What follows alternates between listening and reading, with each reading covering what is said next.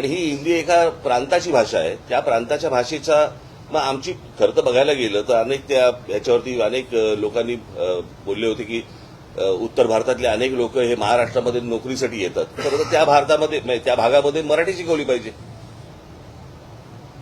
ते न करता म्हणजे एक 150-200 वर्षापूर्वीची एक भाषा 3000 वर्षापूर्वीच्या भाषेच्या वरती वरचढ होण्यासाठी प्रयत्न करायला लावतात हे लोक.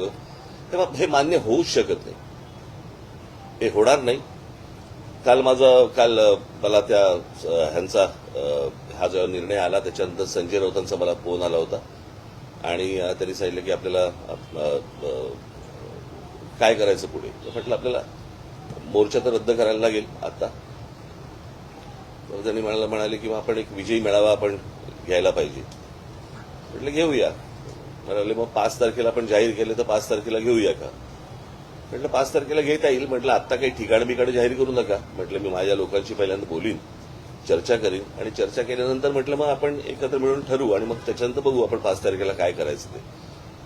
तर त्याप्रमाणे 5 तारखेला तर अजून काही ठिकाण वगैरे ठरलेलं नाही. मी माझ्या सहकाऱ्यांशी बोलीन, मग त्यांच्याशी बोलणं होईल, माझे सहकारी त्यांच्याशी बोलतील आणि मग त्याच्यातनं 5 तारखेचा मेळावा होईल.